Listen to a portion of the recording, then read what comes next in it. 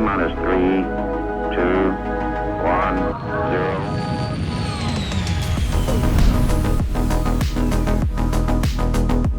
Hello, folks. Welcome to the Launch Sequence podcast. We are here to talk some space stuff, space. Today is a good Star Citizen discussion with somebody who's a little bit outside of the community. You may know him. He does a lot of his own videos, plenty of skeptical views. And we've been talking for a little while now about getting on to chat about Star Citizen, and it's just perfect timing after CitizenCon and everything. You've been publishing a couple videos of your own. So wanted to bring LukeStephens on and chat about both of our perspectives of Star Citizen. You've got an outside perspective. I've got probably too much of an inside perspective. And I thought we could chat about, just everything going around this project. And I think it'll be good for both of our communities to get a little bit of the other side. So thanks for coming on, man. Want to give you a chance to introduce yourself, though. Tell us where you're coming from. No, I appreciate being on. I've been really looking forward to this because as I said in my recent video, I find Star Citizen just to be fascinating in so many ways, and primarily because of the audience and the community. And so I'm very excited to chat with you and to hear from the community. But I'm a YouTuber. I used to be able to just say I do like gaming reviews and stuff and critiques and things, but we've shifted into broader, just talking about whatever in the gaming community, whether it's on our live streams or live stream clips or on the quote unquote main channel where we do some more sorted stuff. And Star Citizen has been one that I've kept my eye on for a very long time. I mean, I think the first video I made on it was probably like 2016. It's when I wasn't even really making YouTube videos regularly. I might make one every few months or something, but it's kind of the elephant in the room in the gaming community because it's been around as long as a lot of us can remember, and it's still out there. They've made progress certainly, but they're still announcing new stuff. They're announcing new release dates and stuff. So it's fascinating to talk about because it's just, there's always something there, and there's always something new. And I'm sure for you, it's a headache to keep up with it, but there's also endless content at the same time. So a headache it's a win-win. and a head rush. Yeah. You're not new to this. I think people might assume that you're just getting into this, but I'm pretty sure like one of your first videos I ever saw was about Star Citizen, and I had to go back a bit for that. YouTubers love when you go back to their very first videos, go and find it and check it out. But yeah, I've been covering this a long time. This has been around a long time, dude. I think by the time the actual 1.0 of this game comes out, there will be people who are jumping into it for the first time who like might not have been born when it was first announced. So yeah, unironically, that might, yeah. How crazy is that, dude? It's a crazy timeline, but we'll get into a lot of the details. There are reasons that it has taken a long time, a few different ones, and we'll get to that. But first, I would like to just like jump straight into what your thoughts are on some of the recent stuff from CitizenCon and Squadron 42. I watched your own reactions to it, but like if you could summarize in just a minute or two, if whether or not that changed your view of the project and how, I think that's a good kicking off point. Yeah. No. So as for this CitizenCon with Squadron 42, I really appreciated the live demo. Like we talked about this on my stream. Companies don't really do live demos anymore because it can crash, because there can be bugs and it's just too stressful. So we'll just pre-render everything or do everything ahead of time back in the office, make it perfect, and then put it out, even if that's not indicative of the actual game. So seeing it running in real time, warts and all, that was, for me, very confidence inspiring to be like, okay, this is real. This is running in real time. This isn't being faked or whatever you want to say. So I thought that for Squadron 42, that was really confidence inspiring, and seeing the whole package kind of working was cool. I'm still like a little bummed that we're still 2 years out from it, which maybe realistically with the way they announce timelines, it's maybe more akin to like how Elon Musk announces timelines for Tesla, where it's like, okay, add 3 years, whatever they say. The Roadster. Yeah, the Roadster, Cybertruck for a long time, and now Optimus and all that. But with Squadron 42, really, really cool to see, and all the little nods, like having Henry Cavill in there was super cool. So I'm excited for that. Space As Dad. for CitizenCon in general, I think last year was more like, oh shoot, like for me personally, that Star Engine demo they did, Hmm. which felt like such a backhand to Bethesda after releasing Starfield. Like, oh, you think you can do a space game? Look at what we can do. That for me was really impressive. And if they can ever get to the point where they can allow like people to run that demo in real time, maybe they already do that. I don't know, but I think that stuff is really really impressive and showcases why they've needed to raise so much money and why it's taken so much time. Um, but ultimately, like it's just going to come down to what's in the game at the end of the day.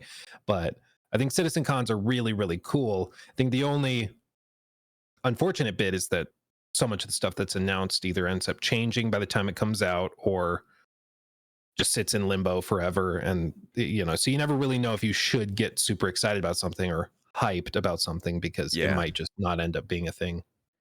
Yeah, they've got this issue where they can show off some of this, like they do a good job of showing off things that are in development, and then they'll get to a point sometimes where like if maybe they've shown something off that's pretty early in development, and they'll get to a point where they kind of just like they get it to a place where they like it, and then they move on to the next thing, and instead of focusing on that thing that they've been working on and like continuing to iterate on it, they just kind of leave it in the game as functional. It's not particularly amazing.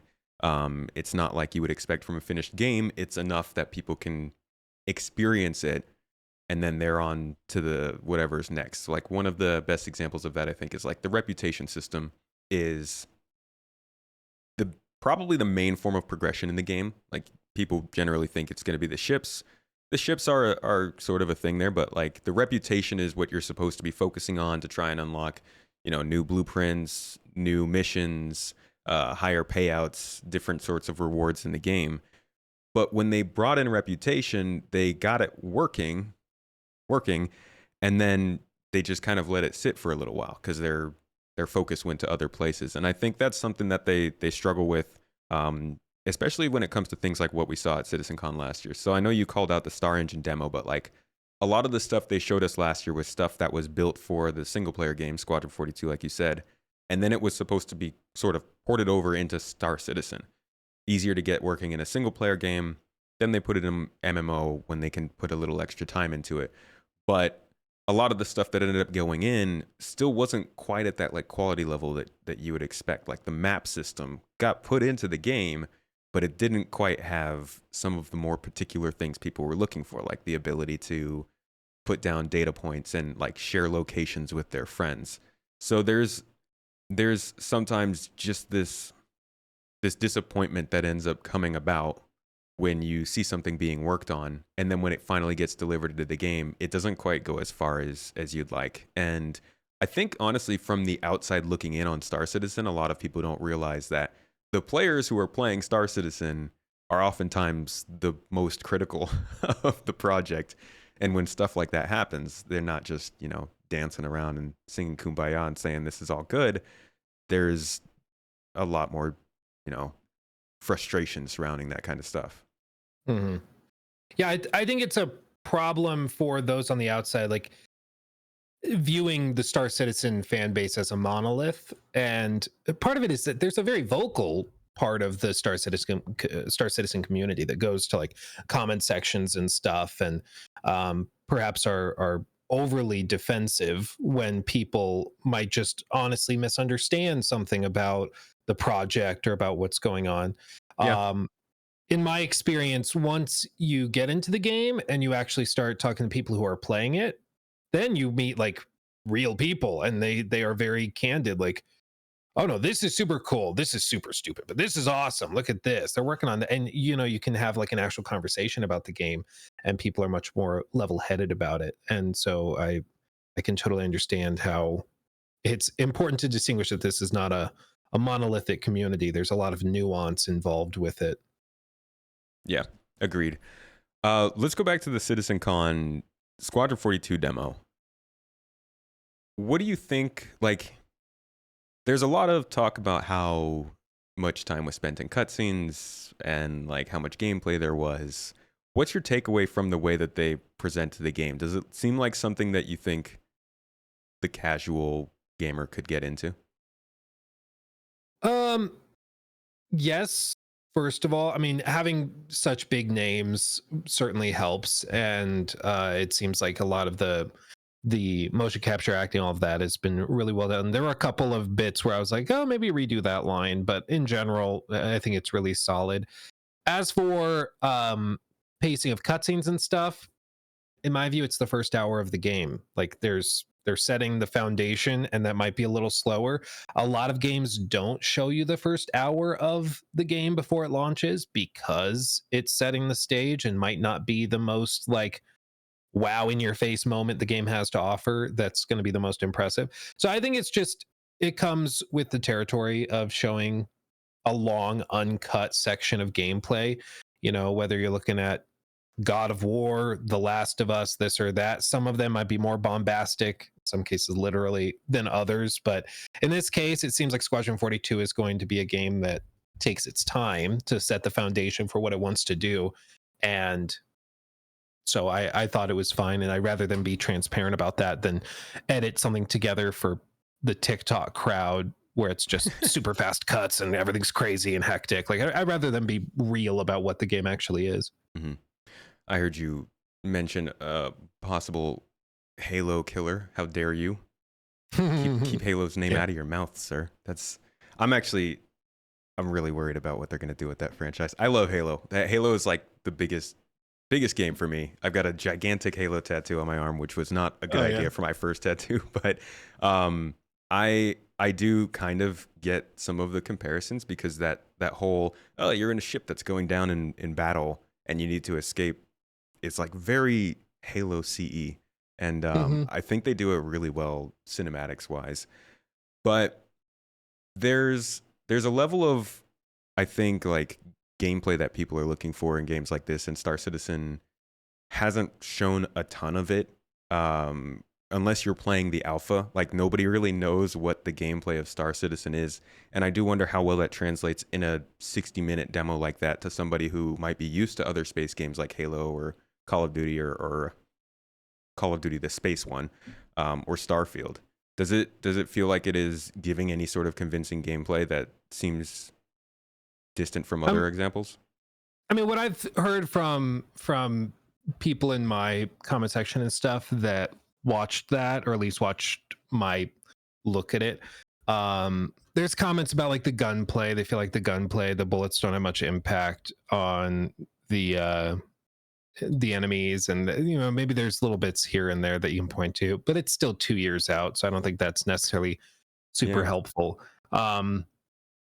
As for like appealing to the broader crowd, like the reason I brought up Halo Killer is not just because there's sort of tangential similarities between these different games, whether that's visually or thematically, but also because timeline wise, like I've heard rumblings of what's going on with Halo. They might actually end up releasing fairly close to each other. And Halo's really struggled to stay on the cutting edge technologically. And one thing Star Citizen has been able to do is to be the cutting edge, technologically speaking, in a lot of ways. So I think there's a lot of potential there. But frankly, like the weird thing with Star Citizen is that it's been around forever. Yeah. And so like everybody knows about Star Citizen. Everybody's heard the name, but millions of people have just tuned it out. It's just, oh yeah, it's that, they've already had their mind made up. Like, oh, it's that scam, or oh, it's that game that's never releasing, or oh, a lot of people don't even realize that you can play a version of it. Like they don't even realize that there's a version of it that you can play right now.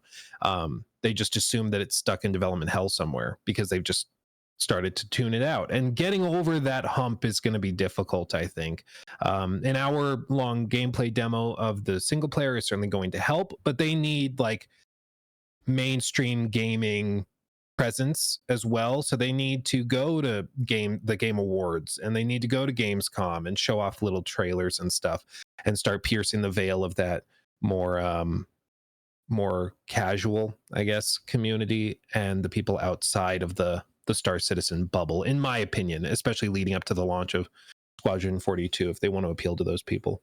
I was actually going to ask that, kind of what would be the things that you would suggest a company like CIG do to start speaking more to the people outside of the community? Because, yeah, like you said, there's a bit of a wall that they have to deal with. There is it's incredibly, like, it's really easy to hear a topic and then just immediately throw out my grandchildren will play that, like the go-to sort of statement about that. And I often wonder, like, what's going to be the thing that helps them break past that? And it feels like Squadron 42 just coming out and being a decent game is the number one thing they could do. I think kind of the elephant in the room with it is that Squadron 42 and Star Citizen are tied very closely together, whether CIG likes that or not. Like, they just are. And I can foresee a world in which there's like an announcement trailer or something, and then immediately, like, I can imagine all the IGN articles popping up. Star Citizen, partner, sister, whatever game of Squadron 42 has a $500 ship that you can buy, and they have this all. I can see those articles popping up already, and distinguishing the two is going to be tough. So I think either you clearly split them off, either under a different publishing label or something, just so there's actual physical, like, space, or they have to deal with the elephant in the room, which is the pricing models of Star Citizen, which I understand the Star Citizen community might be more accustomed to. But if literally any other gaming company did what CIG and what RSI does with pricing, like, they would be laughed out of the industry. Like, it's considered to be on a level above even what Tencent would consider doing. So I understand why they do it that way. I understand that, it's more for orgs buying these big ships. The average gamer doesn't get that. All they see is a big ship with a massive price tag on it, and they're like, no, that's insane. They don't understand the nuance of the argument that, oh, this is bought by groups of people. Like, it doesn't matter. They just see it as a ship that you're charging tons of money for. Yeah. So I think they got to figure out either the pricing models, or they have to create a big gap between Star Citizen and Squadron 42. Otherwise, there's going to be a lot of baggage that comes along with it once it's reintroduced to the casual crowd, I think. Well, that's really, like, the main thing that turns people off of it, right?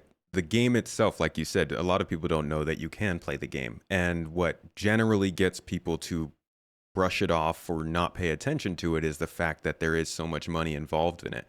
But a lot of people don't even realize that it's like that's what's funded the studio and the game and all that stuff, right? People think, I have talked to people who think that this company is just like sitting on $700 million and not actually doing anything with it, when in reality, that's kind of what they're using to pay for the development of the game, right? Well, yeah, and I've tried to show people, we've even done it in the videos I've done on it, where you can go, like, to their website, and they break down their budgets, they break down their spending, they break down, like, pretty much everything you could ask for a publicly funded project like this. They've been very transparent with it. But it's like I've said a lot, there's a difference between the perception and the reality of a situation. When we're looking at this from the perspective of, like, how do we get consumers, like average gamers, to buy Squadron 42 or to buy into the Star Citizen universe with the $45 or whatever, you have to deal with the perception they have. That's what you have to overcome. Whether it's reality or based in reality, or it's been built up by misinformation or half-truths, whatever, doesn't really matter. You got to figure out how to overcome what they already think. And a huge chunk of the community, the gaming community, when they hear Star Citizen, their brain goes to overpriced, development hell, scam, whatever. And that's because there's been a lot of people for a long time that have framed it that way. It's been around forever. So that's been allowed to kind of crystallize in their mind. And overcoming that perception is going to take some very active effort. And all I would stress is that, like, I don't think sticking your head in the sand and being like, but it's not that way, helps anything, because the perception is the reality you have to deal with. If everybody thinks Star Wars Outlaws is garbage, even if it's pretty good, it's not going to sell well. If everybody thinks Star Citizen is a scam, even if it's objectively not by the definition of scam, that's what you have to overcome. Because if everybody thinks it's a scam, even if that's not true, they're going to act as though it is, and it doesn't get you anywhere. So I think there has to be an identification of what the community views, or what the gaming community views these things as, and then you got to tackle that. And I do think, unfortunately, there's just a lot of baggage that comes along with it, because the game's been around for ages, and because of how they've funded it and how they've taken money for so long, and that's going to be a tough hill to climb, I think, unfortunately. Do you think that's been? I mean, it's kind of a useless question to ask because they've raised $730 million. But do you think that's like been a problem since they've been able to find the people who do give it a chance and are willing to spend money on it so far? Well, perhaps not. I think Squadron 42, my understanding, correct me please if I'm wrong, my understanding is that Squadron 42 is the game that's supposed to kind of pierce the veil of the more mainstream crowd, and that's supposed to bring in a flood of players that play it for the single player side of it, bring in a lot of cash, I'm sure, as well, and that will then funnel into Star Citizen more broadly, which hopefully is at a really good point there where they can accept all those new players coming in from there. And so it's like a great gateway drug into the Star Citizen universe is kind of the goal. I think if they keep pricing models the way they are, they will continue to raise millions of dollars. People said 5 years ago, the coffers have got to be drying up. Who's still putting money into this thing? People said that 5 years ago. People said that 10 years ago. I remember we watched on stream a clip of Gus from Rooster Teeth, and it was a video from like 2015, and he said that he had spent over $800 in Star Citizen. Everybody thought he was insane at the time. That was a lot back then. That was like that, or however long, said 9 years ago. 9 years, I can do math. But that was a long time ago, and people are still putting the money in. So to a certain extent, maybe you're right. Like, it maybe doesn't matter, but I think that the important thing to understand is that the gaming community, the broader, like, casual mainstream gaming crowd, they get pissed off if there's a $5 XP booster in a Ubisoft game. And that's like a single player game. Good old horse armor. Yeah, horse armor, whatever. Like, they get pissed about that stuff to the point where they're calling for games to be canceled and stuff. Imagine their reaction when they see a competitive game, an online game with a lot of MMO components that has multi-$100 like ships available, or different, player bases available. Like, that's going to be another level of chaos. Yeah, World of Warcraft, they just did the $90 mount or whatever, and maybe you could point to that and be like, see, but they can get away with it. Yeah, but it's also World of freaking Warcraft, and they've been around for 20 years. I mean, but again, the unique nature is that, like, they're not, a big company that's started out with a bunch of money. They started out with not very much money, right? Doing the whole crowdfunding thing, selling ships for money. And I think at that time it worked, and it was like a good system. And it's been so long that now it's a bit bloated in the way that they're selling ships, in the way they even talk about these ships. And then they end up not really following through with some of the things they say about those ships. But when you compare it to other games in the way that they're funded, it's like, well, those games have either released major games before that have funded the game. They've had a game engine that's been running for them and creating other games, or they've got investors that have been doing that stuff. And you come to Star Citizen, and it's like, well, they don't have any other way of making money other than selling these ships. So the conversation ends up always coming back, for me at least, is like, how do they make money if not that? And yeah, you could say selling a finished game, but if you don't have a finished game engine, it's hard to sell a game. Yeah, I think a lot of people, especially when you get into it, like, you understand why they're doing it.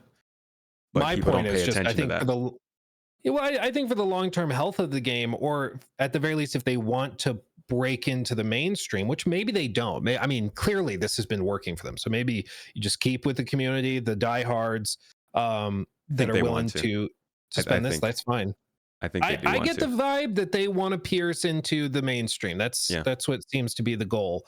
My point, especially in the recent video I did, is that if they think that the mainstream will tolerate the current monetization scheme, they are crazy. Let me ask you: do you think that before they try to go mainstream and pull in more casual gamers, do you think they need to change how they monetize ships? Do you think they need to change, maybe remove that only cosmetics? Like, how do you think they need to change, if at all? Or do you think they can just send it and I people think I think it's tolerate it? got to be pretty nuanced. Like I don't think the path forward to them is ever going to be ending ship sales completely. I mean, even just to start, like they have to sell some ship, right? They have to sell some kind of ship that people can start the game out with, whether it's like the $45 package, the $60 package, whatever it might be. I would hope that they would limit the bigger ships, the more expensive ships, and keep like the lower kind of tier, like everything up to $100 as long as you get the game with that ship. But I do think that ultimately the funding that they're going to do is going to be nuanced in the way that they continue to sell some form of ships. They don't give any sort of in-game exclusivity to those ships. So like as soon as that ship comes out, they have this thing of doing it right now where you can say they'll introduce a ship. Let's say they just introduced a ship at CitizenCon and it's coming out in like a month in November. So the people who bought that ship just now would get that ship when it comes out in a month. But if you're in game, you can't earn it in the game for like maybe a quarter.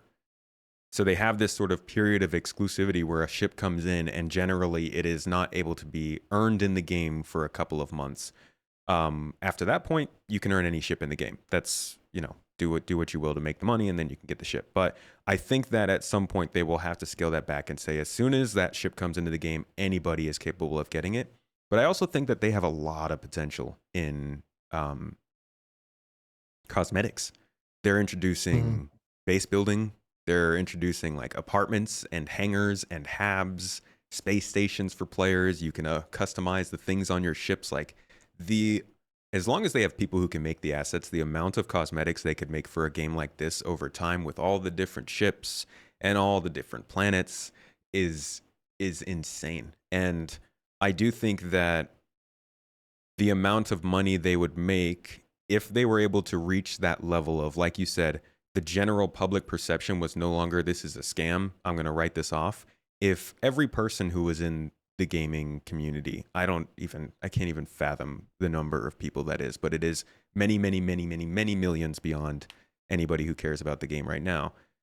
If they all accepted that it was like a real game that you could play and jump into, that's such a bigger window to sell cosmetics to than the small amount of people right now who are looking at the spaceships. You know what I mean? Like cheaper goods, much, much bigger window to sell to. And I think that has potential. I think so too. I mean, it's kind of a leap of faith, right? Which is what's so stressful about it is, like, I was reading through Reddit posts on the Star Citizen subreddit where people for the last like 8-9 years have been talking about the elephant in the room, which is how they price things. And I think there's a few different routes. They either don't change anything and they're like, yeah, if you don't like it, you don't play, and they keep selling ships. And that might work. They might get some new people and they'll still have the people that are in the game now that are spending lots of money. But I think you're right in that there's a lot more people that would be willing to spend $5 on a really badass skin or cosmetic for their ship than are willing to spend $200 to $300 on a ship. Especially because for me, like, the bigger consequence of this is that, like, at CitizenCon this year, they talked about building in like a whole economy system. Like, they want to have all of this nuance in the simulation of how the That's a currency topic. shifts back and forth. Yeah. And that is like, it is not easy to do. Okay. Like, there's been entire papers that have been written by college professors around the world about the balancing of in-game economies and the simulation thereof. It is extremely complicated to do. And one little bitty thing that isn't taken into account can destabilize the entire system. And I think there's a big thing that could destabilize it, which is, paid ships and armor sets, and the different things that could be there. A gray market, which I understand why there's a gray market right now.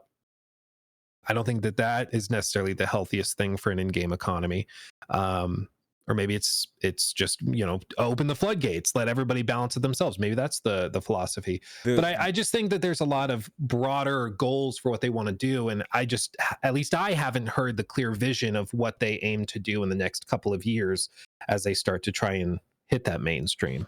Monetization is something that I was hoping they'd talk about during their 1.0. They, one of the panels was like, Star Citizen 1.0, here's actually us setting out where we want the game to go. Because up until now, it's been spread out across videos and design documents and like forum posts and all this stuff where you couldn't really summarize what the game's actually going to be.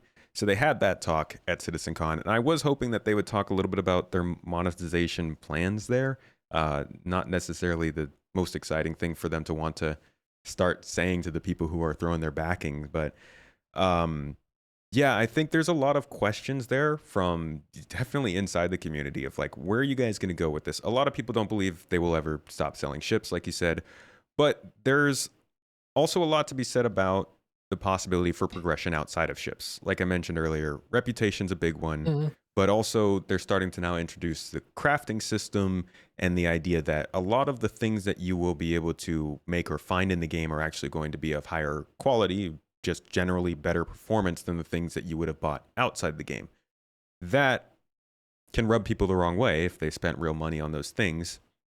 But I think that also is them trying to continue to bridge that gap of like, we understand people are spending money on these things, but we want to try and draw some of the emphasis in your progression in the game away from just how much money you've spent on it.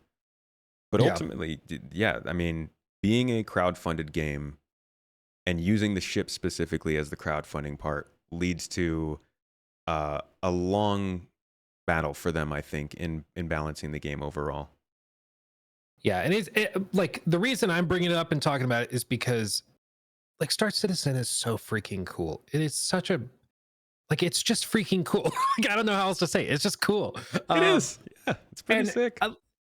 I want more people to see how cool it is and to introduce it to them. But like even my friends, I was just talking to my buddy yesterday about what game we should play and like start tackling next. And I threw out Star Citizen.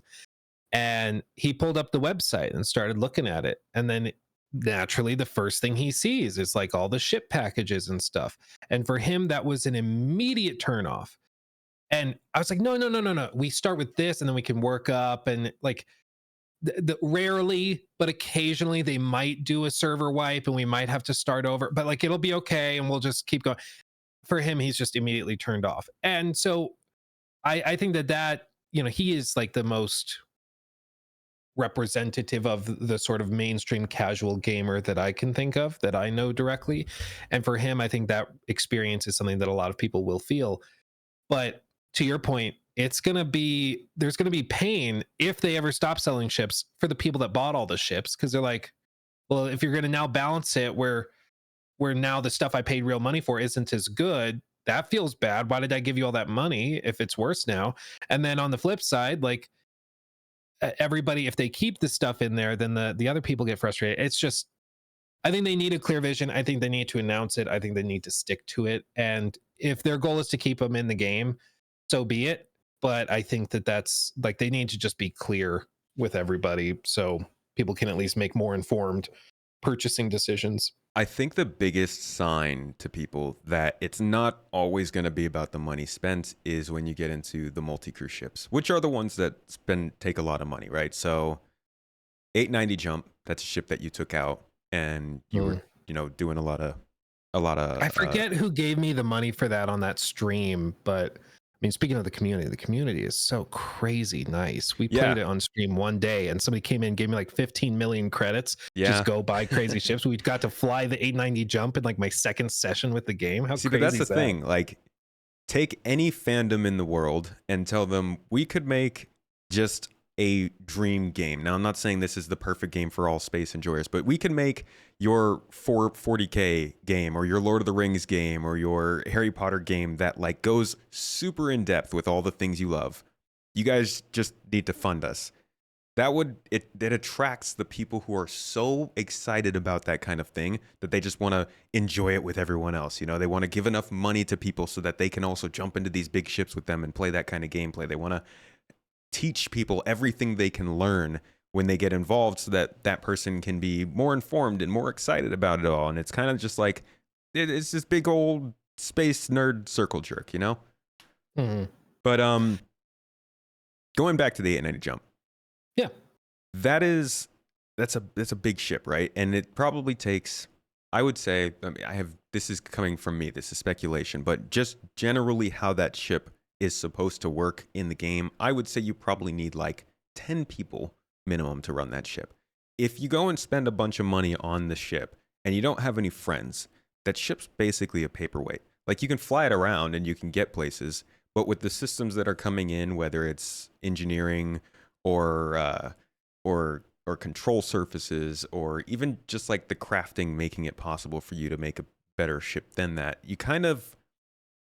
you don't necessarily get all the benefits of actually having the ship if you're just buying the ship. Mm-hmm. And that is something that annoys a lot of people. It's a big topic going on right now because they're working on bringing engineering into the game, which does bring some more work you need to do to run a ship efficiently. But a lot of people have been looking forward to that as kind of one of those big hits towards, you can't just go buy the biggest ship and suddenly dominate the game kind of thing. Yeah. And I think the more they can work things like that in, the better it is when you consider, oh yeah, that person just jumped in and bought a $200 ship, but you can probably take them out in your, $100 ship or whatever. I don't know, just like random numbers.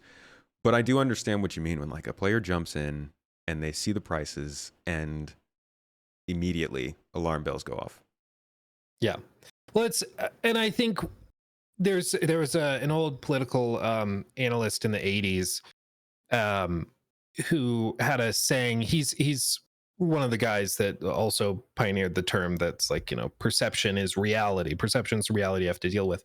But one of the other things he also would commonly say is that if you're explaining, you're losing. And if you find yourself explaining something, you are already on the back foot. And I think that's true here too. Whenever you pitch something to a community or to a group of customers, if like the more bullet points you need to explain it, you're losing people every step of the way. It's just a different speed bump or another thing that's another door that might force somebody to just turn around. Yeah. And I think for a healthy game, you have to remove as many of those doors as possible and make it really easy for people to just get in and experience it. With like Concord, you've got lackluster art style, you've got the $40 price point, you've got the fact that it's a game nobody really wants or cares about. Like you have all these other speed bumps and bullet points that limit it, and each one can kind of be explained away. You'd be like, oh no, well, we've got this, we've got that, and it's not quite like this, it's like this. But it requires a ton of explaining and justification to get to the point where somebody could be comfortable spending money on it. And by that point, a lot of people have just checked out. And with like the big ships, you're totally right. The really expensive stuff in Star Citizen is not meant for a single player. It's meant for like an org or a group of players, just friends or whatever, to pitch in. Everybody throws in $50, we'll go buy this crazy ship. That's kind of what it's designed for. And sure, there's some whales, I'm sure, that just buy it as an individual. But oh, dude. yeah, I'm sure. But like, I think explaining that to new players like my buddy, that's just something where as I'm explaining, he's just already thinking of something else he could play and something else he could spend money on. And I think it's going to be really tough to overcome that. And maybe it's not worth overcoming, like we've said a bunch, but I think I don't even know if they will ever be able to overcome it. By the time the game does, if it does, when it does, whatever, come out, there will be plenty of people who just never accept that. Even if they figure out a way to make the ships that you've bought outside of game, like if they've come out with the absolute perfect solution to their problems, it won't actually convince everybody, That's just the world we live in now. Well, I think, like, maybe to just wrap all this up, because we don't have to keep talking about the monetization, because I know it's kind of like beating a dead horse at this point. Everybody knows about it. Everybody talks about it. But I think in a lot of ways, Star Citizen is like like an acquired taste. It's like fine wine or caviar or something. The first time you try it, you're like, yeah, it's fine. But then once you start to appreciate the nuance and somebody else comes in from the community, it's like, no, no, no. You taste the dates. Do you taste the brown sugar? Do you taste the caramel tones? And then you Hints of see this cinnamon. taste. Yeah, the hints of cinnamon. You taste this thing in the back of your palate. That's actually from the cask that it was aged in. And then you gain a new appreciation. You're willing to understand why that bottle costs $200 or whatever. But it took someone kind of walking you through that pathway to understand why it's priced where it is, why this works the way that it does. Yeah. But there's a lot of people that just want a Bud Light or just want the wine mixer cooler, whatever. And that's okay. And maybe Star Citizen, and this is perhaps, the big point for CIG. Maybe if you make the game approachable to a mainstream audience, maybe it stops being Star Citizen. Maybe it stops being the game that all of you guys know and love. And maybe it's not worth that sacrifice. Maybe it's worth keeping the ships priced the way they are for the whales that want to spend that money and just making it the best game in this format that it possibly can be. Because my fear looking at it from the outside is I know the broad gaming community pretty well. I've been paid by many companies to go and consult on projects, some that have ended up canceled, some that are still in the works that we'll see in the next few years. But like I have my finger on the pulse with a lot of this stuff, and I'm telling you, Star Citizen reformed in a way that appeals to the mainstream market would probably not feel that much like Star Citizen as I understand it today. And maybe that's what CIG wants because there's a lot of money in the broad mainstream, but I don't think that's necessarily what the community wants. So Man, it might just be a necessary evil. You're touching on a pretty big subject that's in the community right now in general, is just the idea of how much can they start to make more of the features that like were kind of hardcore and presented in a way to the community a little bit less hard hitting so that maybe more players can come in and enjoy it. A couple of those things would be like the flight model or the death mechanics or the fact that the game is full loot. You'll have a lot of people who come in and they're like, hey, I like this game. This game's cool. And then they find out about one of these small features and they're like, well, I don't know about that. Maybe they should change that. Then these people get into arguments with some of the people who maybe were there earlier or want more of a sim game than an arcade kind of game. And it goes off into tangents and arguments because, yeah, I think they're really trying to thread a fine line of keeping the sort of soul of Star Citizen as a very creative, sort of out there, immersive space sim light. God, I don't know what label it would even have at this point, versus a game that's mass marketable. And Yeah. that's also where like Squadron 42 comes in. Squadron 42 could easily be that game that you don't have to, doesn't matter how much money you did or did not put into it. You're not competing with anybody else. You're not at a disadvantage if you didn't spend money on it. You're getting a single player game. You get to see how it plays. And, CIG might just be hoping this is what convinces people that Star Citizen's good enough to give a try. Yeah. I think maybe the solution is, I'm sorry. I was just going to say, I think there's also the secret weapon they have is their sort of traditional multiplayer version called Arena Commander, which I don't know if are you familiar with that? Mm-hmm. Yeah, so that I think could be something that in some crazy universe they could release onto like Steam and give people the chance to just fight in an arena style game with FPS weapons or with ships or with mining or whatever. And that would be a great way for people to be able to try the game out and see what it's about without getting into something they think they're going to lose because somebody else spent more money. Yeah. Well, and I mean, you kind of read my mind with that. I think more game modes or servers could also be a great solution. Like for the paid ships, maybe it's just there's the persistent universe that's the hardcore whatever mode. And that is the thing that has the really robust economy. That's where all of that stuff is and lives. But there's no paying for ships or whatever. But if you want to buy ships, you can do that. It's just in the more like sandbox mode or whatever, where maybe there's the option to play with like looser death rules or loot rules, things like that could make the game more approachable. A lot of MMOs have that type of thing. And maybe that waters it down, to the point where there's not enough players in the persistent universe to make it meaningful. But I mean, there's all sorts of solutions that they could pursue for sure. Yeah. Do you think that the time it's taken is a problem? Like a lot of this conversation's been about the monetization and everything, but the actual time that they've taken to get to this point, do you think that's actually indicative of the game being a failure or a scam, as some people will say it, or just in general not a good idea to get into? I mean, I think it's a problem in some ways, but like the more familiar you get with what they've done in that time and with that money, it's a marvel it hasn't taken longer, frankly, with the amount of stuff that they've done so far. Because technologically, again, just that Star Engine demo breaks my brain every time I see it.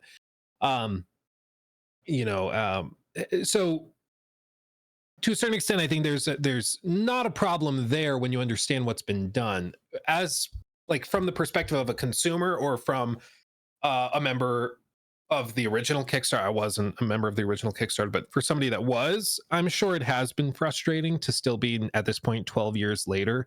Mm-hmm. And there's been stuff shown repeatedly, like the giant space worm, for example. I think they first showed that off in like 2016. Yeah. 8 years ago. Yeah, it was like really cool at the time. And I remember seeing that at the time being like, that's really cool. So you're telling me I could just fly to a planet and that just happens. Then like 8 years goes by and then like, see, we didn't forget about it. It's still here. Look at this. We have it kind of working. I think that stuff is where people get really frustrated, is that there's cool stuff shown, but you just never know if it's going to be dumped into the bin of we'll get to that later, or if it's going to be implemented quickly. And I think that that's more broadly, at least my problem with how they've handled stuff. It's, again, I go back to the Elon Musk example where they're doing amazing stuff, but the fact that they can say, we're going to do this, and you don't know if that's happening in a year, as they say, or if it's going to be 6-7 years, like with the full self-driving. They started promising that back in like 2018 or 19, I believe. That was around the corner. It was coming. And it's amazing. Full self-driving today is great, but it's still not fully autonomous or anything. And so I think that level of communication is just tough. And you see it in the community. People are like, well, you believed what Chris Roberts said. Okay, well, that's a you problem, and that seems so insane to me on the outside. I'm like, just because you know that he's like usually wrong doesn't make it okay. Like, like just because we all know that Todd Howard lies about his games doesn't mean that makes it okay. Todd. Todd, praise be to Good Todd. old Todd. Yeah. Well, it's funny that you keep mentioning, you bring up Elon and Tesla, because one of the things I feel like CIG has been for most of this time is like a tech company, like a lot like how Tesla was sort of in a position where they were proving out tech to try and build a product, and it took a while for that product to come to fruition. Now, I know saying things like this just, it can get people riled up. I'm not saying that CIG and Tesla are anything alike, but just the idea that CIG has focused so much time on basically the video you keep talking about, the Star Engine video, right? This amazing sweeping cinematic of the planets and everything. They've spent so much time trying to make this game engine that can eventually build a game, that it's taken them this long to get around to finally actually building the game, which I think is why these last two CitizenCons have been so much more focused on things that feel like a game, because now they've spent, 11 years and $700 million taking CryEngine, ripping it up and adding a whole bunch of stuff to it in order to try and make it feasible to make a single-player narrative AAA game and an MMO. And I think that's a lot of what gets missed in the conversation too surrounding these, is like people think that they just kind of set out, started making a game, failed, started again, failed, and like did that for 10 years, when a lot of it has been trying to figure out the game engine that needs to be made and then creating that first. Yeah, I think, at least from my perspective, it's at least from the outside, it seems like there's been a lot of wasted effort as well. Like the space worm back in 2016, cool to see back then. Like that did not take them 8 years to get it from where it was back then to where it was the other day. Yeah. You know, they put it on a shelf and they sat on it for ages. Then they went back to it when they had, you know, the tools they needed or whatever.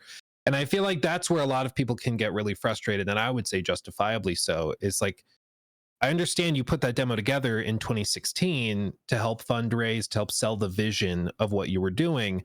But that also took you months and months of work, and it didn't go anywhere Yeah. for almost a decade. And so somebody in chat says it took them 8 months to do. Like, I think that's where there's perhaps some frustration, is just that they are doing these things to help with the fundraising that takes so long to do, that won't be in the game for 8 years or 9 years or 10 years, whatever. And so they're kind of building, and I think for the first decade, at least for me, it felt like they were building a system to raise money. They weren't really building a game. They were building a fundraising machine, and it worked great. And now they're at the point where they're starting to build the actual game. Yeah. But I think that that's where the perception's been built up, that Star Citizen wasn't a game designed around being the best game it could be. It was built around providing a platform in which to sell ships to people. And I don't think that that's a fair description of Star Citizen, especially once you try it.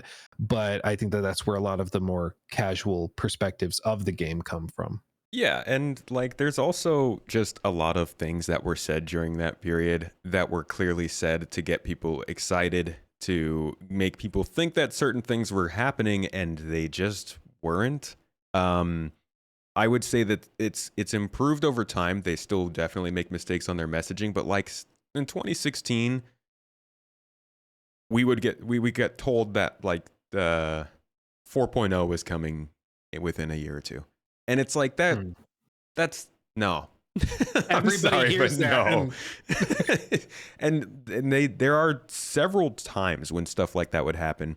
In addition, there are also plenty of ships from that time that were sold at that time that like still aren't in the game, and there are reasons they aren't.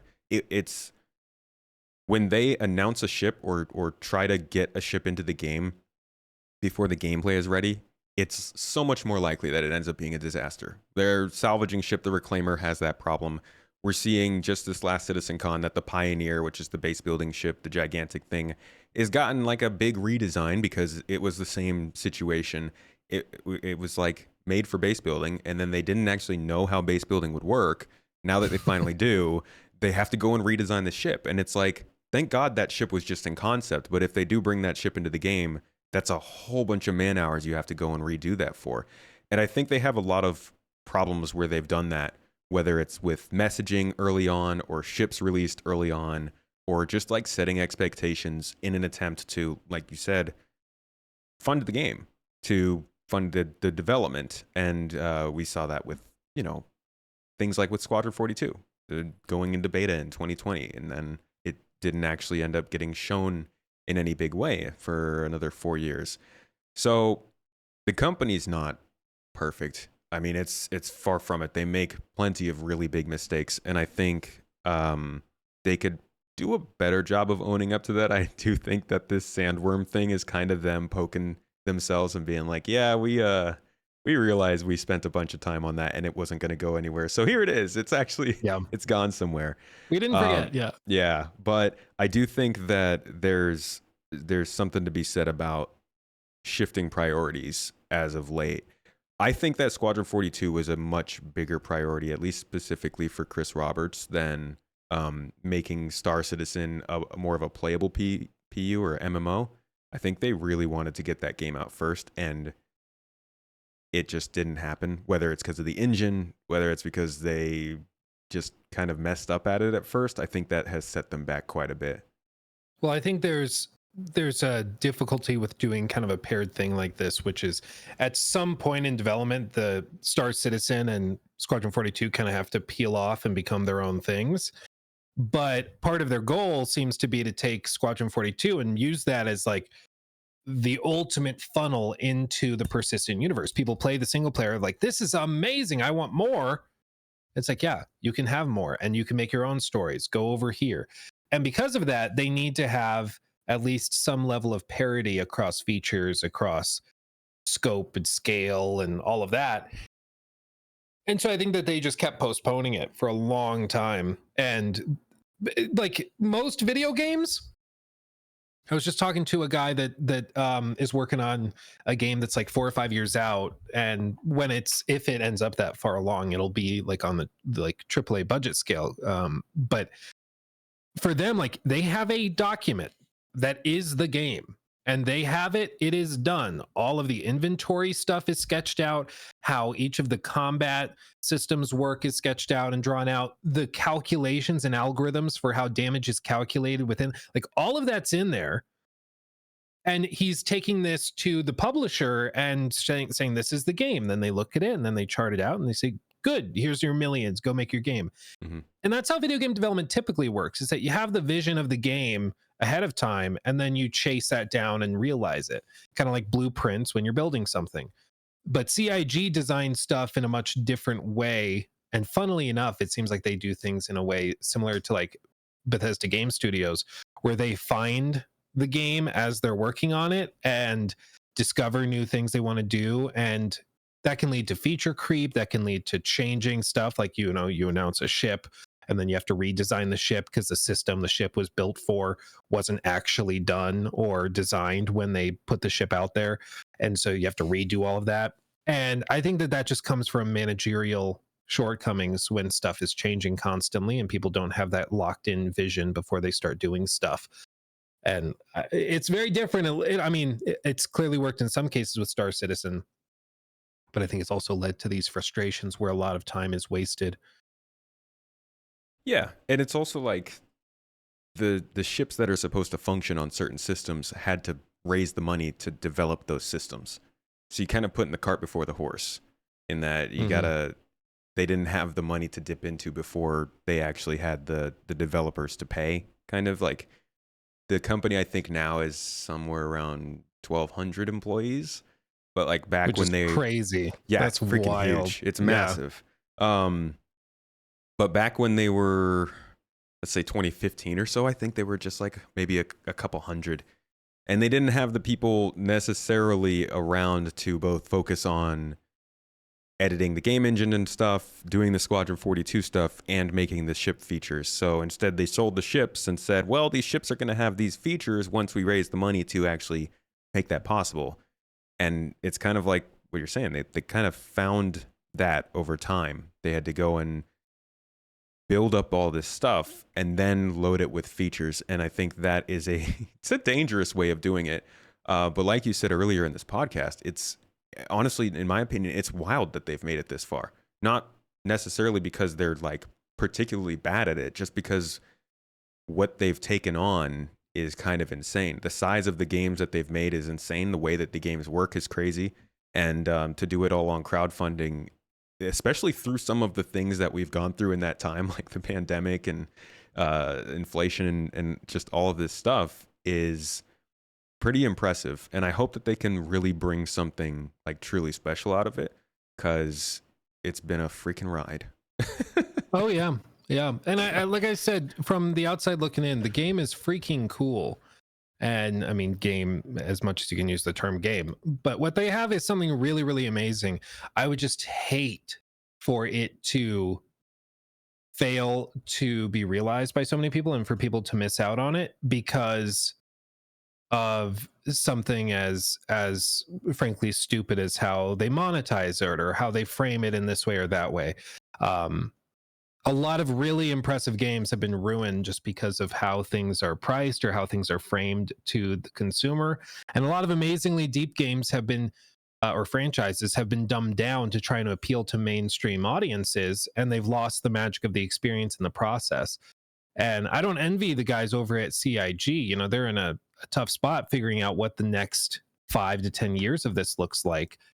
Because as far as I can tell, it's either they lean into the hardcore crowd they have now and kind of keep things as they are, but just make the crazy, crazy ambitious space sim that they've done, Or they can go the way it seems they want to, which is trying to appeal to the mainstream.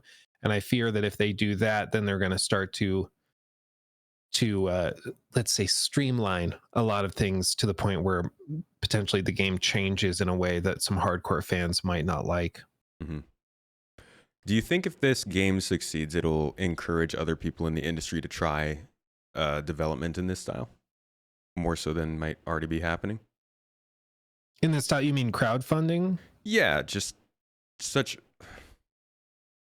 the very in-your-face crowdfunding. You know, constantly putting out videos, constantly putting on sales for assets and making conventions, and just like it's I don't think there are any other companies that really pursue game development in the same way.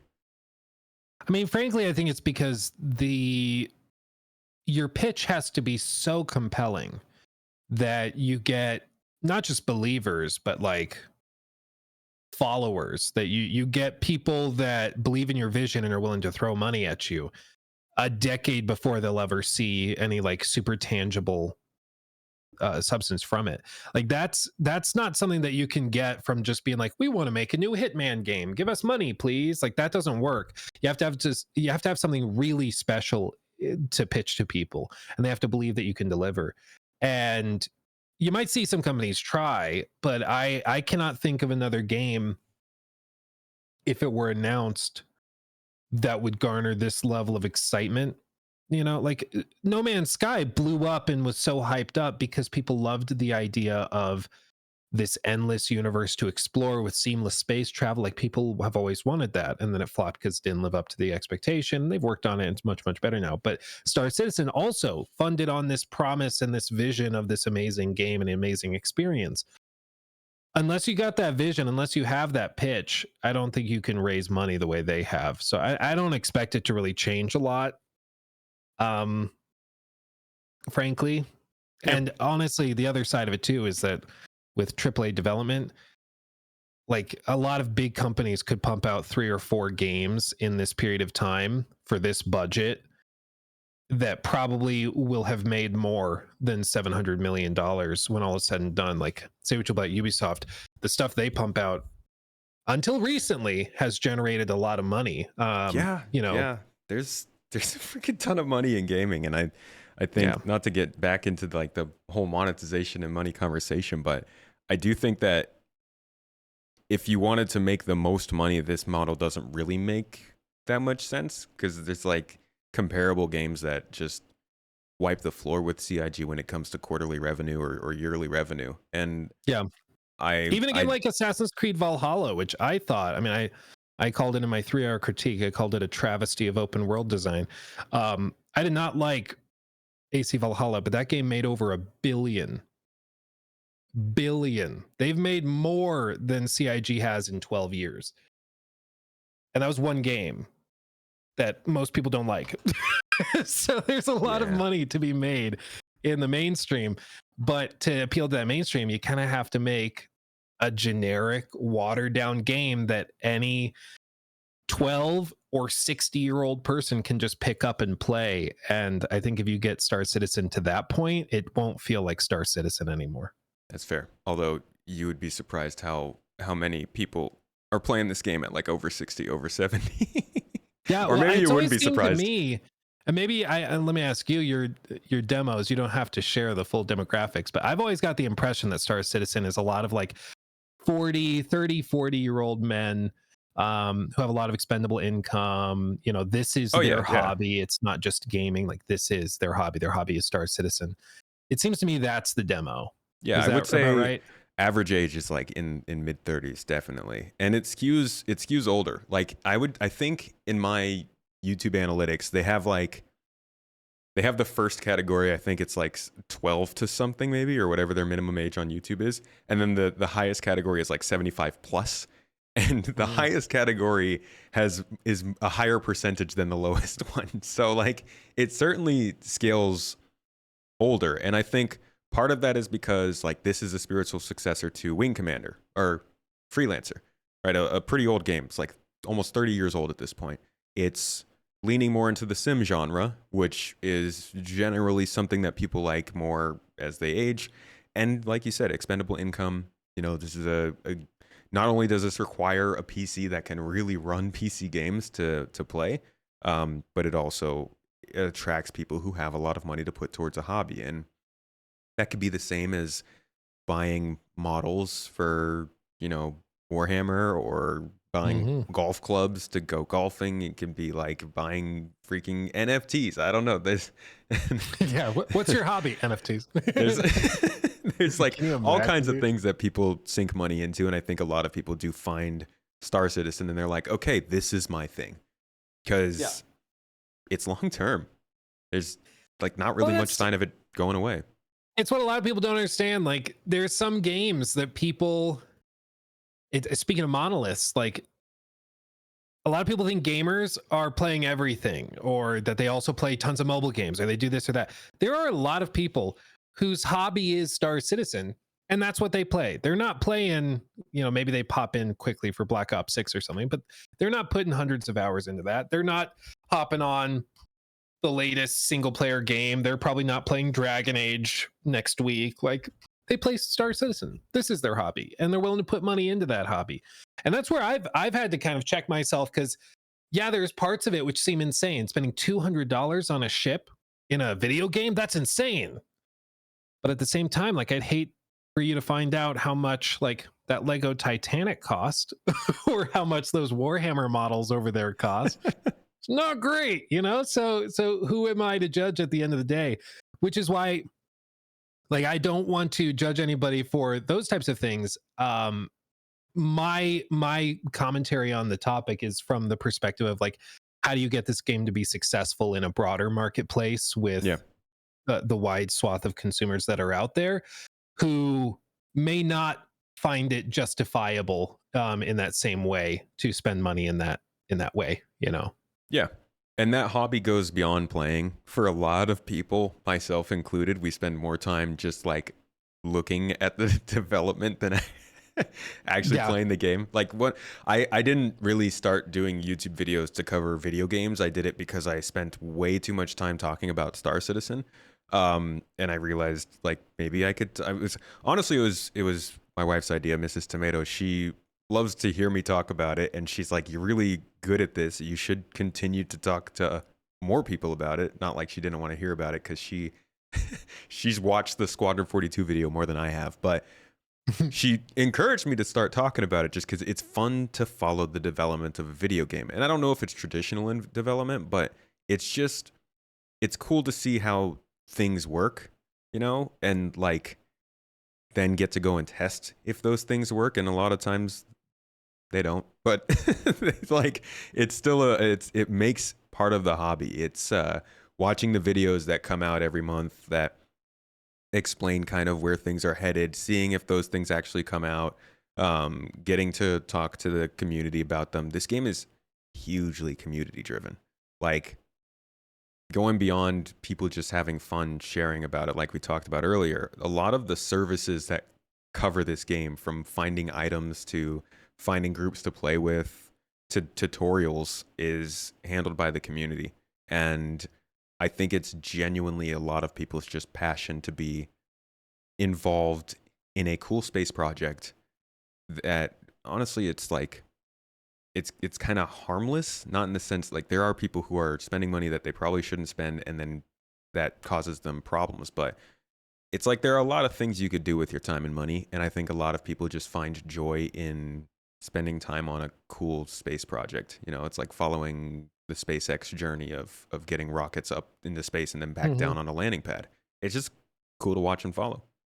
Yeah. Well, and that's where, again, like, the claims of it being a scam are just so insane, because looking at what they're able to do in the game now versus 5 years ago, 10 years ago, they've come a long way, no doubt. And I think that that's part of what's impressive about it, is that they've not just taken the money and run. Chris Roberts, if he really wanted to, he could have kept a skeleton crew, pumped out some garbage back in 2014 and retired, and could have been fine. But instead, they've built this crazy thing up. And it's also part of it. Like, I don't think people realize 1,200 employees is a lot. Like, to go back to the Assassin's Creed example, Assassin's Creed Valhalla, yeah, thousands of people touched it over the development, but most of that game was built by like 500 to 600 people. Like, and that took years and years and years. There's not that much money, or rather, 1,200 people are very expensive, and that will burn through $700 million pretty damn quickly, especially when you're talking about a decade of time is going by. Like, they're not just sitting on a Scrooge McDuck pile of cash. Like, to operate this level of development is ridiculously expensive, which I think is why they really have a lot riding on Squadron 42, because that, I'm sure they're counting on bringing in a pretty big spike of cash too. Yeah.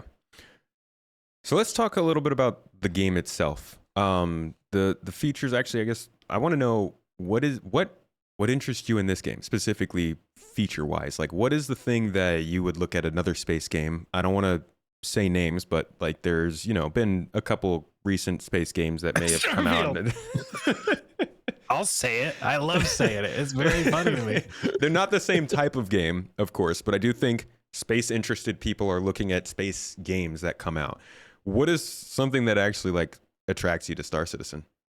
I mean, I love really immersive experiences. So like, one of my favorite single player games is Kingdom Come Deliverance, which is a game that focuses primarily on immersion above and beyond pretty much everything else. And so I love really immersive experiences that really allow you to get just totally lost, and also games that don't hold your hand, and Star Citizen is kind of both of those. If you want to get fully immersed in the universe, you can. And I think there's a lot of things that they could do to continue to expand on that, adding better tools for what's the term? The new like social systems that there was a name for it that they introduced. Oh, but they're like org stuff. Yeah, all the org stuff, that's going to help a lot. And I think once you get your friend groups in here and you're all playing together, that will help a lot. But seeing a game that is really technologically impressive, that just every time you play it, you're like, how did they do this? This is insane. That to me is really exciting. And I find that is fascinating. For me, it was also, frankly, that it was not what I thought it was. I kind of came into Star Citizen thinking it was just going to be that kind of money laundering scam, whatever. Then when you try it, you're like, oh, wow. Like, this is actually, like, there's a lot here, and this is pretty cool. And for me, that was really exciting to have that kind of realization that this was something different than I thought it was. Yeah. But what about you? What do you remember the first time you heard about Star Citizen? Do you remember the first time that you like saw it and you're like, I will be a tomato and I will talk about this? But what was that first moment for you? I found out about this game, I think in 2014, and that didn't take me long to back it. But like back then, do you play MMOs normally? I don't really have time. Yeah, no. I've never really played an MMO seriously before this game. I've just always been a space game kind of guy, and I've said it a lot of times on this podcast, but like, I was finishing up Mass Effect 3. Super freaking just love that series. Was looking forward to Star Wars 1313, and it had been canceled.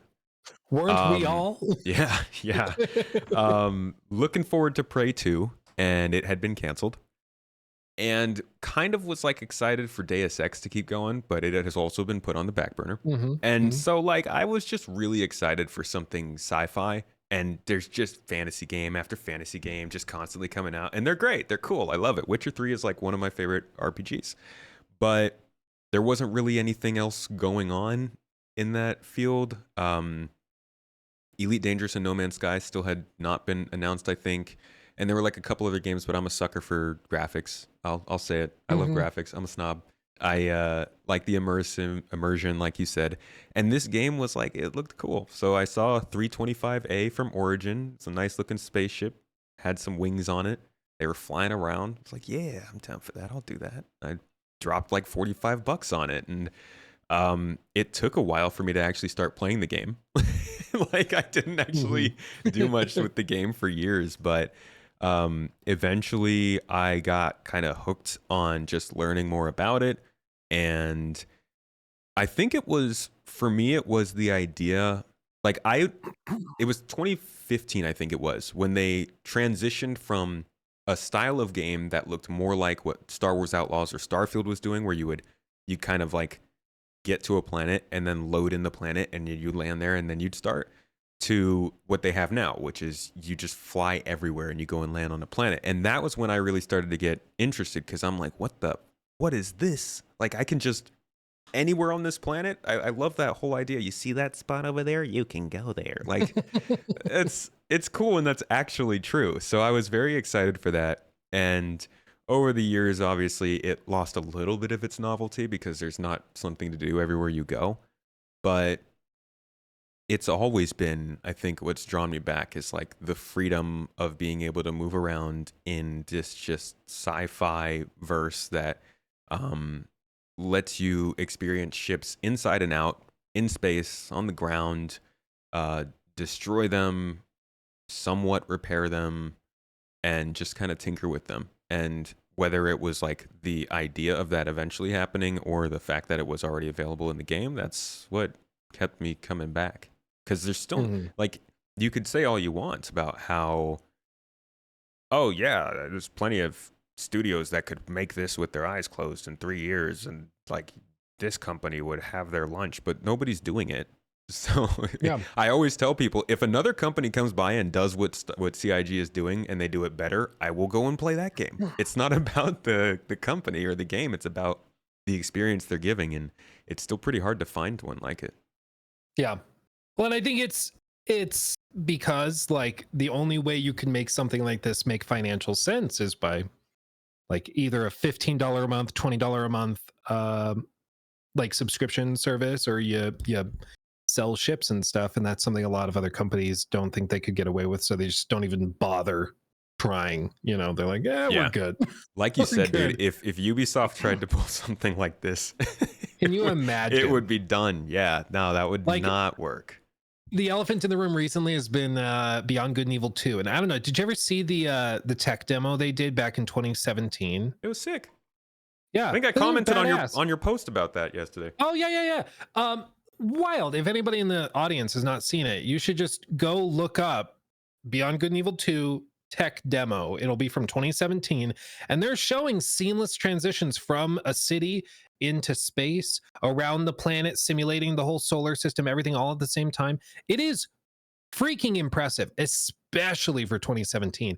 Yeah. And I've wondered if they're going to do something where like out of nowhere that game shows up again and it's like mini Star Citizen in its like gamified form. You know, that would be sick. The mainstream casual. Because why else would it still exist? Like otherwise, why? Like surely they would have canceled it by now. But I've really wondered if there's maybe something more there. But let's be honest, that's probably not what's happening. You got the scoop, dude? You wanna drop some insider info here on the show? I talked to somebody that would know or does know what's going on with that. And when I asked about Beyond Good and Evil 2, this was like last year, all I got was a so I don't think that there's magically some like amazing game behind the scenes. Maybe I'm wrong, but this guy that would know what he's talking about was like, yeah, that one. Apparently everybody in the company is like, why is this still a thing? So anyway.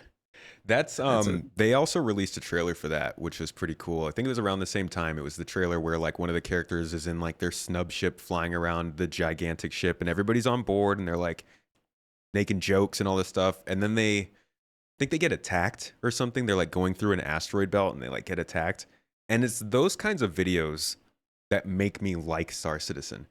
It's the sci-fi shorts you find on YouTube or the trailers for, you know, whatever cool space game is coming out, or like the Star Wars scene from the prequels. Those are the videos that I'm like, oh, this is sick, because we could kind of recreate this in Star Citizen. Or at the very least, we could someday recreate this in the Star Citizen they're trying to make. And I think that gets a lot of people, you know, the whole imagine kind of thing. as dumb as it is, because it's not actually there if you're just imagining it, to some extent you can do that stuff. And Well, but I don't think that's even dumb. Like it's like games and video games as an experience are supposed to give you joy to a certain extent. Like I don't think there's anything wrong with, like, I know it's novel, right? But like, I they're don't think there's supposed to make anything you not wrong. hate yourself. Yeah, exactly. If you're ever playing a game, you're like, I hate this. Like, what are you doing? Unless you're me playing Starfield as part of your job. Like, what are you doing? But like, I think that daydreaming, or oh no, my camera died. I'll work on getting it back on. Don't All worry, right, it's been no doing problem. this. But working on like these things have been um daydreaming about cool things that you can do is one of my favorite things about games. When you see one that has so much potential and then you just imagine what could be possible, like that daydreaming that happens is part of the fun of it. And it's something that Star Citizen is very, very good at, because there's so many crazy things that you can do that you just would never see coming. Yeah, and they know it. You can see from the just even this last CitizenCon, they were showing off their Planet Tech demos, and there were like 3 rapid succession Star Wars references of inside of their, just like, it had nothing to do with the ships. It was just the planets, but they were like, haha, here's a ship that looks like an X-wing stuck in a swamp. You get that one, guys. Wink. Yeah. So like, I mean, they understand that's where a lot of people come from. well, one of my favorite things about Star Citizen is tied to the community. Like, there's been a few games I've played where I've been blown away by the community being just so freaking welcoming. Because again, I think a lot of people, they look at Star Citizen and they see the few comments here and there that are super defensive about it. Because let's be honest, there's probably somebody that spent $2,000. Like, you know, I had one guy that came in and said that he sold a second car he had sitting on his driveway so that he could participate in one of the like big sale events they had in Star Citizen, the big ships and stuff. Trading cars for spaceships. Literal cars for spaceships. So like, there's people like that who I'm sure are very defensive about their purchasing decisions, but the vast majority of the community are just people that find the concept really cool and want to like play as a space pirate or want to just go explore planet. Like, they just think it's really cool.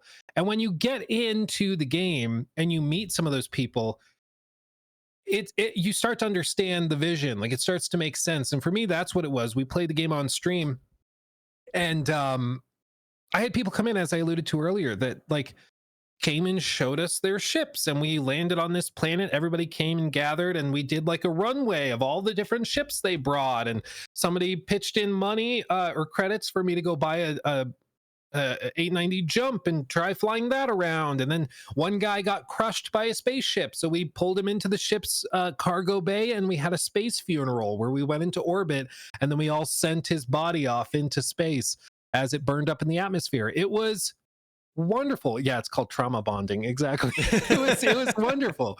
It was magical. And I still remember that, but that was, I don't know when that was, a year and a half, 2 years ago. I couldn't tell you most of the multiplayer game experiences I've had, however many hundreds of hours over the last few years. But I remember that moment. I remember that very, very well. And I'll always remember that because it was such a crazy story that happened organically from the community and from players kind of doing this stupid thing together, throwing a space funeral for a player that died, you know? Yeah, and yeah. that's the type of thing that you can't get in most games, and that's part of what I think is so special about Star Citizen specifically. Yeah, it's the experience you get when a whole bunch of features that might exist in a bunch of other games. You could point to any number of games that have a lot of the stuff that they've talked about in Star Citizen, but bringing them all together in one place creates an experience that's hard to get elsewhere, and that can be a big deal. And going back to what you said, a lot of people who follow this game are they're not drinking the Kool-Aid. They spent $45. They're jumping in maybe once a week, once a month, once every however long. They don't go to the website. They don't go on YouTube or Twitch or the online forums. They just jump in with a buddy or two every once in a while, experience the game, and then log off because it's kind of cool. And those are the people that get missed generally in the conversations surrounding Star Citizen. And they're there because they can't find that experience anywhere else. You could say you got Elite Dangerous. gives its own great experiences, but you can't do the same stuff. EVE Online, same story. Starfield, same story. Like, there are great games that offer much more full gameplay and in different scenarios than Star Citizen, but at the end of the day, Star Citizen still has a just very unique approach that lets you do space funerals, and in my case, far too often not judge where space is and just fall to the planet and die. Because Oh yeah. I'm the problem child in my, like, I have an org and we got a bunch of people and we're just very serious. No, we mess around quite a bit, but like, we do a lot of stuff together, and I am always just the problem in this situation. So I fall down a cliff, somebody has to come save me. I've crashed my ship. Please help me. And it's a lot of fun to just be able to do those kinds of random things, but in space. Yeah. You should join us for one of them at some point. Yeah, I'd love to. I'd love to. That'd be times. awesome. Yeah. It's a game that is made significantly better when you have a group of good guys and gals that want to play together. Like, it's that's when the game really starts to make sense, I think. And it's unfortunate because a lot of the videos I film, like, just by the nature of how we make them, I kind of have to be alone and solo, otherwise we get people like griefing and swarming the camera and stuff. But I would love to do a follow-up video on Star Citizen showing some of that community side of it, and introducing that side of the game to the broader public. Because like I said, most casual gamers don't even know you can play Star Citizen, much less play with your friends. And I think if we could pitch that to people and showcase what the community can be like, I think that could go a long way. Yeah. And there's good progression. Oh, well, there's okay progression. It actually used to be where there would be a progress wipe every quarter. And then it was like a progress wipe maybe every couple of quarters. They haven't wiped people's ships. Like, if you got ships in game, they haven't wiped them since April of 2023 at this point. So like, you can actually spend quite a bit of time working on whatever it is you're earning, and be able to show that off, even if you're jumping in for like the base game. So I think they're doing a better job of starting to make it an environment that people can play. And with server meshing coming in, they're testing instance sizes of anywhere from 100 to 2,000 players now. So they're starting to reach more into that kind of MMO territory.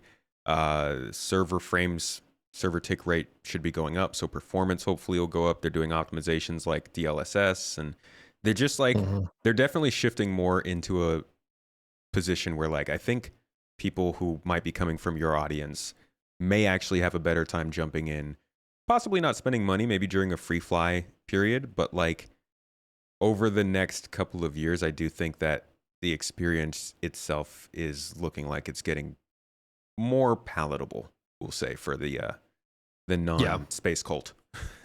Yeah. broaden the cult, as it were. I think it's Star Citizen's at a really fascinating spot. They're kind of at the point where they're about to launch this single player, and they've got to decide at the same time if they want to just streamline or if they want to like make it more gamified to appeal to a broader market, and that will come with cascading effects elsewhere. And so I just think it's such an interesting time to be a Star Citizen fan, and I can't wait to continue to see what they do with it, because I'm sure they're sweating trying to come up with it too, and I'm sure the community is also watching very closely everything that they're doing. So I'm excited. Community's got a big magnifying glass on them, that's for sure. Dude, thank you so much for joining me for this talk. This is, I think, a good opportunity for people to just kind of see a different perspective of the project as somebody who follows it lightly. How often would you say you check in with this game? I follow some of the community, whatever community manager I think would technically be their titles, but some of the members of CIG on X, and so I get pretty regular updates and I see it pretty regularly, and I'll watch videos every once in a while. I'll boot into it probably once a month, once every few weeks. I'll try spending an hour or two running around, just checking with it. I don't have like, I'm not in an org. Maybe soon I will be, but I like to keep an eye on it, but I wouldn't say I'm like super immersed. I got I you. usually do a deep dive every few months. Cool. Well, thanks for talking to me about it and getting this update. I think we'll probably be in touch, just kind of chatting about it here and there. But this was a great talk, and I hope the audience also got some good pointers and perspective from this. Can you let everybody know where they might be able to find your own content before we go? Oh, sure. Just LukeStephens, as you can see. That's my name. And I have sort of a main channel where I post more sorted, carefully edited stuff and big critiques and reviews. And then I do Luke Stevens Live, which is my second channel where I stream and post stream clips and stuff. So go check that out there if you're interested.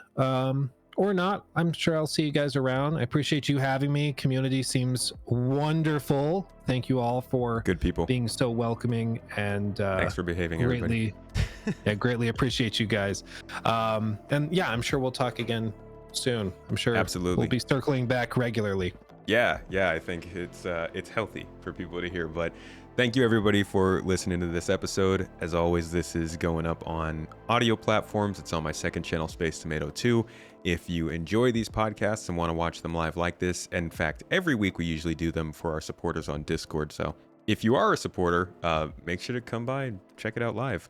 Otherwise, appreciate you all joining us. Hope you had a good time. And I will see you all next week.